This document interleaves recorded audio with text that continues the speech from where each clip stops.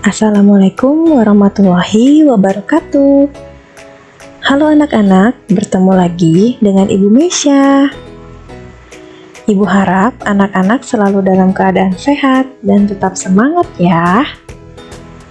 Di video kali ini kita akan mempelajari tentang tema 7 kebersamaan, subtema 3 kebersamaan di tempat bermain pada pembelajaran 1. Yuk kita baca basmalah terlebih dahulu. Bismillahirrahmanirrahim.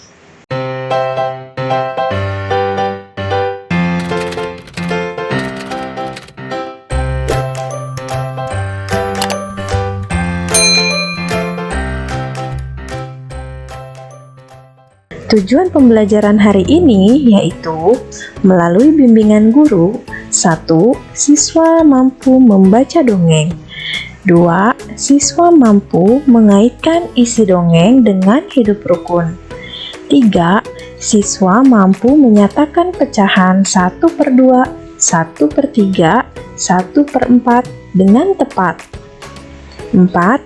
Siswa mampu mengidentifikasi ciri-ciri serta alat dan bahan dari gambar imajinatif. 5. Siswa mampu mengidentifikasi cara menggunakan alat dan bahan gambar imajinatif. 6. Siswa mampu mengidentifikasi langkah-langkah menggambar imajinatif. 7. Siswa mampu menggambar imajinatif.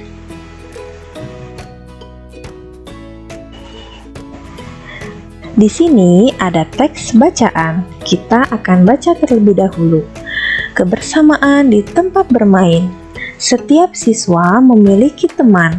Siti memiliki teman di sekolah dan di rumah. Mereka bertemu untuk belajar dan bermain. Di sekolah, Siti dan teman-temannya bermain di halaman sekolah. Mereka bermain saat jam istirahat. Di rumah, Siti dan teman-temannya bermain di lingkungan rumah. Halaman, lapangan, dan sungai adalah tempat bermain yang menyenangkan. Bermain di taman. Hari ini hari Minggu. Siti dan teman-temannya bermain di taman. Mereka bermain kucing dan tikus. Bermain di taman membuat badan menjadi segar. Setelah bermain kucing dan tikus, Siti penasaran tentang kisah kucing dan tikus yang bermusuhan. Siti kembali ke kelas menemui ibu guru untuk mencari informasi tentang kisah kucing dan tikus. Nah, anak-anak, ini adalah kisah kucing dan tikus yang dicari tahu oleh Siti. Mari kita baca terlebih dahulu ya. Kisah kucing dan tikus. Dahulu kala, kucing dan tikus bersahabat. Kemana saja kucing pergi, tikus selalu ikut. Pada suatu hari, tikus berkata kepada kucing, "Hai kucing, Ada apa? mari kita makan ikan asin." Di mana kita bisa mendapatkan ikan asin? Itu di sana, digantung di rumah Pak Tani. Ikan asinnya amat banyak. Kita akan puas memakannya. Rupanya kucing tertarik pada usul tikus. Ketika malam tiba, tikus dan kucing berangkat ke rumah Pak Tani.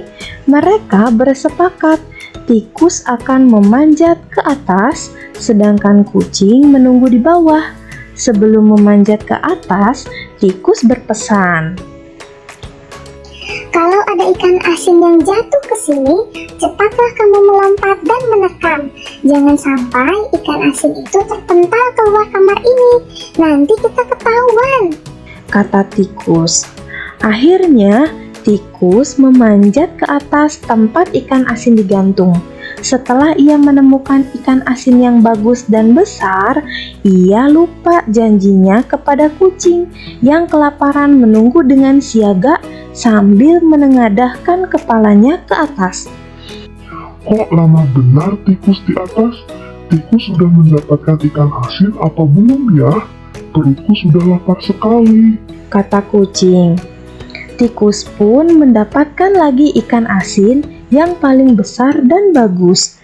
Tikus mulai menggerek tali pengikat ikan asin itu. Belum selesai tali pengikat ikan asin itu digerek, karena kekenyangan, tegang, dan takut ketahuan oleh penghuni rumah, tiba-tiba tikus salah injak dan terjatuh. Sebelum sampai ke bawah, tikus berkata, Jangan kau makan saya. Saya adalah tikus kawanmu. Jangan makan saya. Ikan asin, sin. Aduh, saya bukan ikan asin. Saya kawanmu. Saya belum sempat menjatuhkan ikan asin itu. Lalu saya terjatuh. Kucing, saya bukan ikan asin.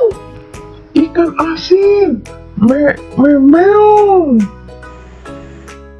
kucing tetap tidak menghiraukan tikus dan merasa ditipu olehnya. Disinilah asal mulanya kucing dan tikus tidak akur. Tikus merasa sakit hati pada kucing yang memakannya.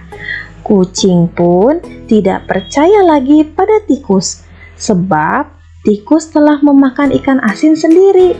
Sejak saat itu, pertama kalinya kucing memakan tikus, sebab kucing selalu beranggapan bahwa tikus adalah ikan asin.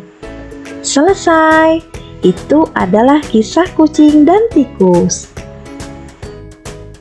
Nah, setelah kita baca kisah kucing dan tikus, kita akan menjawab pertanyaan-pertanyaan berikut ini yang sesuai dengan kisah kucing dan tikus tadi. Oke, kita mulai. Nomor 1. Apa yang dicari kucing dan tikus untuk dimakan? Jawabannya adalah ikan asin. Nomor 2. Di mana kucing dan tikus mencari makan? Jawabannya adalah di rumah petani.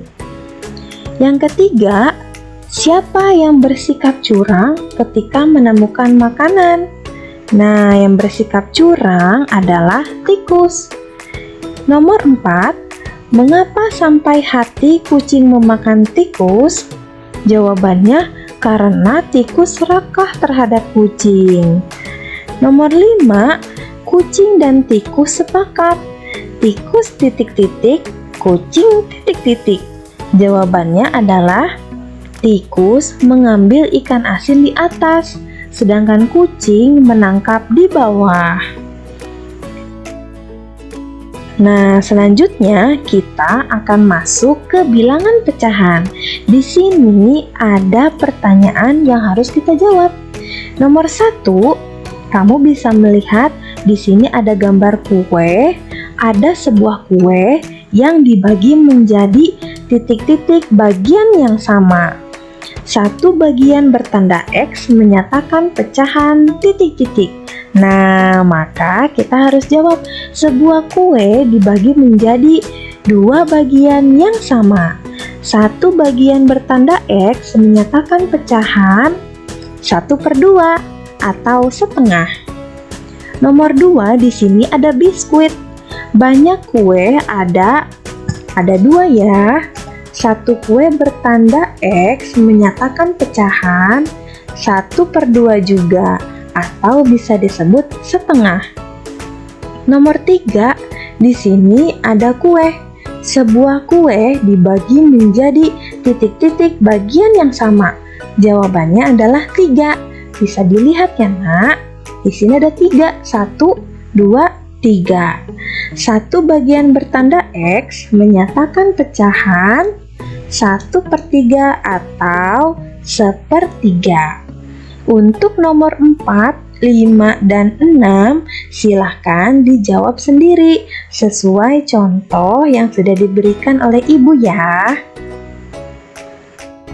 Nah, di sini kita akan mencocokkan bilangan pecahan 1/2, 1/3, 1/4 dengan gambar. Mari kita mulai. Untuk bilangan pecahan 1/2, maka gambarnya adalah yang kedua. Ini ada kue yang akan dimakan oleh kucing. Maka jawabannya adalah 1/2. Kemudian untuk 1/3 adalah ke atas. Ada kue yang terdiri dari 3 akan dimakan oleh tikus. Selanjutnya ada 1/4. Nah, ini ada roti yang akan dimakan oleh kucing. Selanjutnya untuk 1/4 lagi di sini ada kue yang akan dimakan oleh tikus. Selanjutnya untuk 1/2 lagi cocok dengan gambar yang terakhir.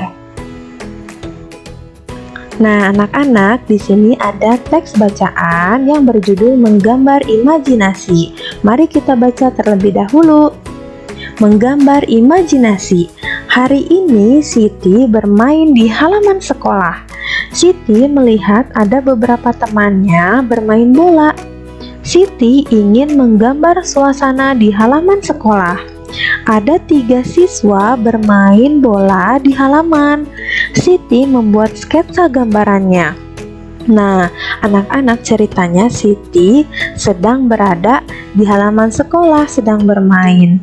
Tapi Siti melihat temannya sedang bermain bola. Nah, Siti ingin menggambar nih suasana di halaman sekolah itu. Maka gambarnya seperti ini. Nah, ini adalah gambar sketsa yang dibuat oleh Siti. Kemudian ini adalah gambar yang sudah jadi, yang sudah diwarnai oleh Siti. Nah, anak-anak, ini adalah contoh menggambar imajinasi ya. Apa itu gambar imajinatif? Gambar imajinatif adalah gambar yang dibuat berdasarkan imajinasi atau khayalan pelukisnya sendiri. Jadi, gambar imajinatif mencerminkan apa yang sedang dirasakan atau sedang dipikir oleh pelukis. Gambar imajinatif satu orang dengan orang lain berbeda-beda. Nah, jadi di sini gambar imajinatif satu orang dengan orang yang lain itu berbeda-beda karena isi pikiran kita dengan orang lain pasti berbeda. Nah, ini adalah contoh gambar imajinatif. Ada sketsa gambar rumah, ada sketsa gambar pemandangan, ada gunungnya, ada matahari, ada pohon, ada sawah. Nah, itu adalah contoh gambar imajinatif pemandangan. Dan di sini ada contoh gambar imajinatif dari sebuah objek atau dari sebuah benda ya. Nah, sekarang kita akan mencoba untuk melihat suasana di halaman sekolah ketika jam istirahat. Nah, coba kamu amati teman-temanmu yang bermain di sana. Buatlah sketsa gambar suasana bermain di halaman sekolah ya. Kemudian warnai gambarmu. Nah, ini adalah langkah-langkah untuk menggambar imajinatif. Nah, yang pertama, siapkan alat dan bahan. Yang kedua, lakukan pengamatan atau observasi. Yang ketiga, buatlah sketsa gambarnya. Yang keempat, berilah warna. Nah, untuk alat dan bahannya adalah pensil, krayon, dan penghapus. Cukup itu saja ya. Nah, anak-anak, sekarang kita akan masuk ke pembelajaran 2. Tujuan pembelajarannya yaitu melalui bimbingan guru. 1. Siswa dapat memahami isi dongeng dengan cermat. Kedua, siswa dapat memahami sikap kebersamaan dengan teman. 3. Siswa dapat memahami karakteristik teman dengan jujur. 4. Siswa dapat mengelompokkan jenis karakteristik siswa. 5. Siswa dapat memahami perbedaan karakteristik individu di sekolah. Nah, oke, sekarang kita baca terlebih dahulu. Bermain di kolam renang. Siti dan teman-temannya bermain di kolam renang. Mereka bermain berkelompok. Laki-laki membentuk kelompok, perempuan membentuk kelompok.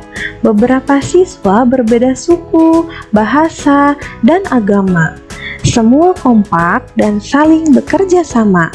Siti dan teman-temannya membagikan kelompok dengan adil, laki-laki dengan laki-laki, perempuan dengan perempuan.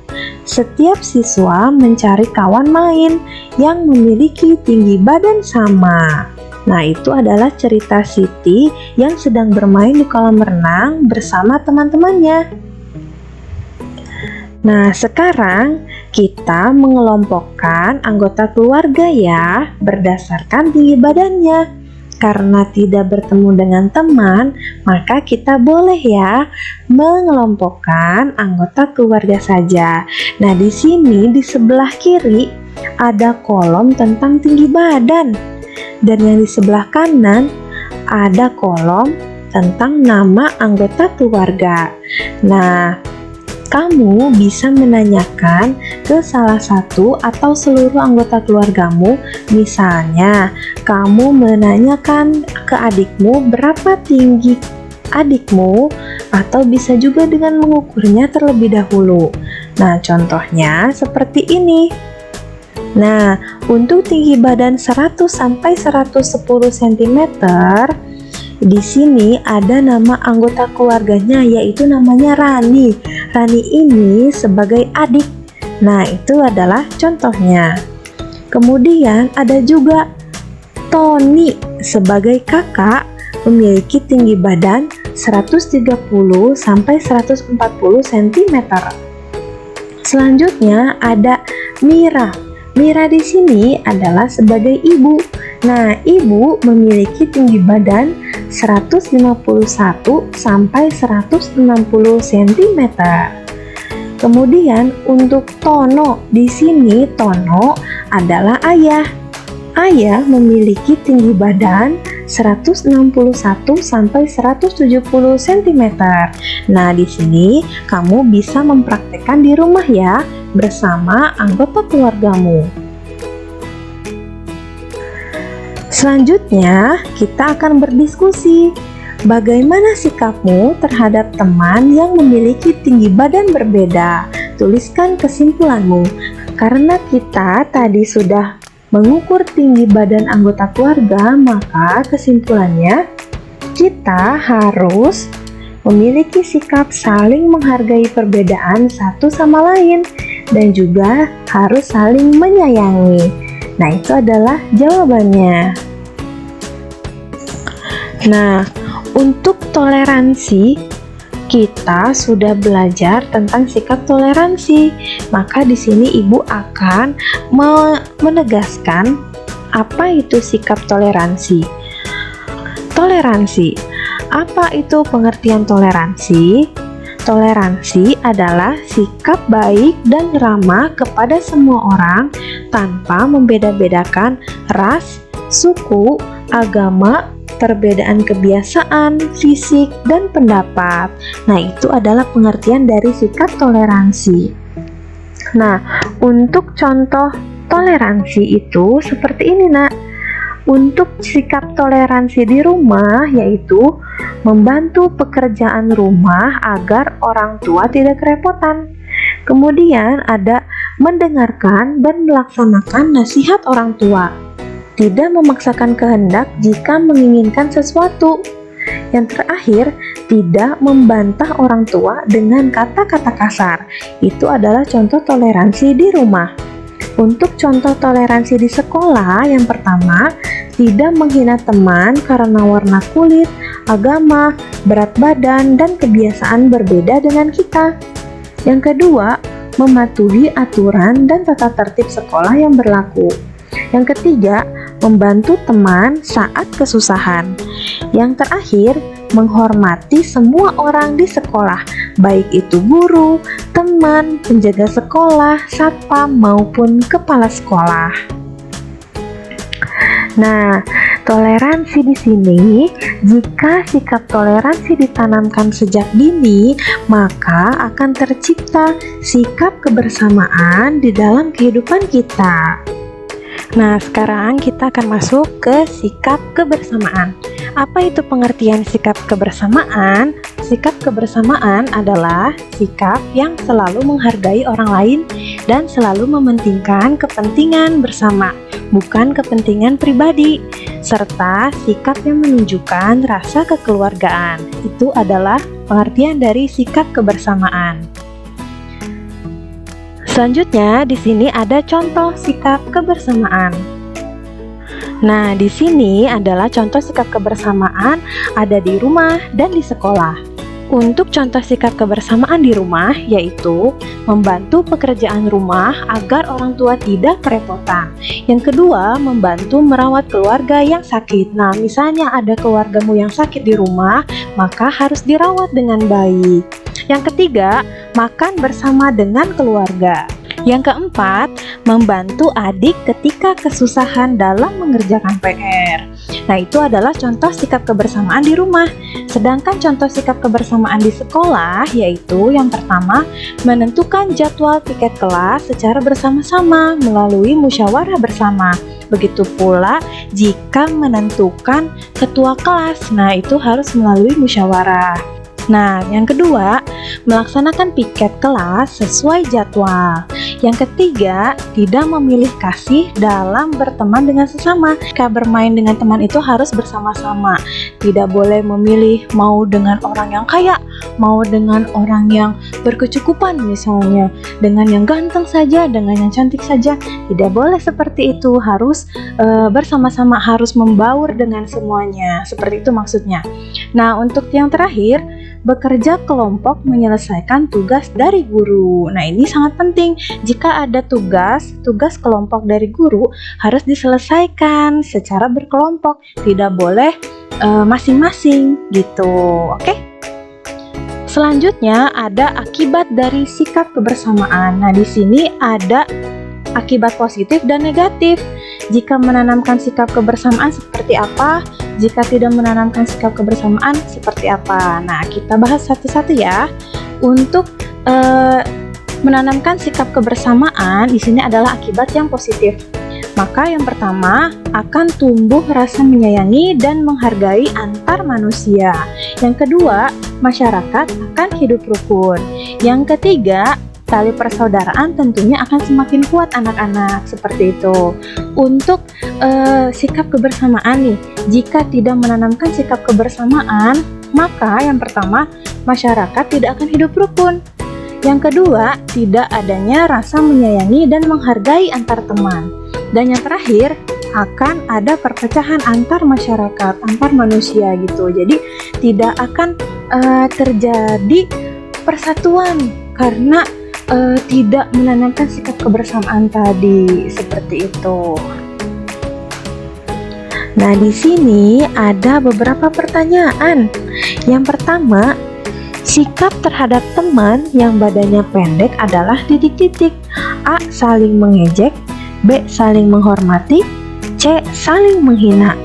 Nah, jawaban yang tepat tentunya B. Saling menghormati. Kita tidak boleh mengejek apalagi menghina ya, karena Tuhan menciptakan manusia itu berbeda-beda. Nomor 2, dengan kebersamaan kita akan titik-titik. A. Damai. B. Menderita. C. Sengsara. Jawabannya adalah tentunya A. Damai. Nomor 3, dengan kebersamaan di sekolah semua siswa menjadi titik-titik. A. Bermalas-malasan. B. Semangat belajar. C. Tidak nyaman. Jawabannya adalah B. Semangat belajar. Untuk nomor 4, kebersamaan dapat diciptakan dengan titik-titik. A. Saling menyayangi. B. Saling memusuhi. C. Saling adu domba. Sudah terlihat, jawabannya adalah A. Saling menyayangi. Nomor 5, contoh sikap kebersamaan yaitu titik-titik. A. Bermain bersama. B. Mencuri bersama. C. Berkelahi bersama. Wah, masa iya mencuri dan berkelahi bersama ya? Maka jawabannya adalah A. Bermain bersama. Nomor 6, Kebersamaan menyebabkan titik-titik. Jawabannya adalah A. Persatuan. Untuk nomor 7, bersatu kita teguh, bercerai kita titik-titik. A. Rukun, B. Kukuh, C. Runtuh. Nah, jawabannya adalah C. Runtuh. Selanjutnya, seusai bermain, Siti dan teman-temannya membicarakan tentang kisah kucing dan tikus. Mereka saling melengkapi cerita. Nah, di sini Siti dan teman-temannya akan menjawab pertanyaan seputar dengan kisah kucing dan tikus. Untuk nomor 1, kata sapaan yang digunakan kucing ketika menyapa tikus adalah titik-titik. Kata sapaan, jangan lupa ya. Jawabannya adalah tikus.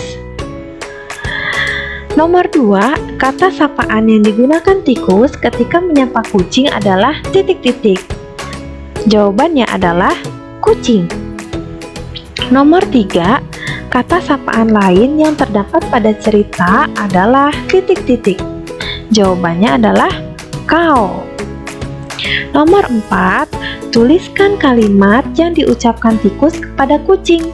Jawabannya adalah mari kita makan ikan asin. Itu adalah kalimat yang diucapkan oleh tikus. Nomor 5, tuliskan kalimat yang diucapkan kucing kepada tikus.